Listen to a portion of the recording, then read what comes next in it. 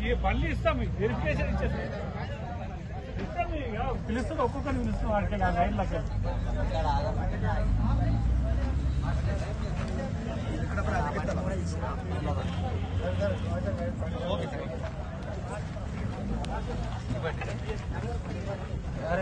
ఎవరి పని కావాలి ఎందుకంటే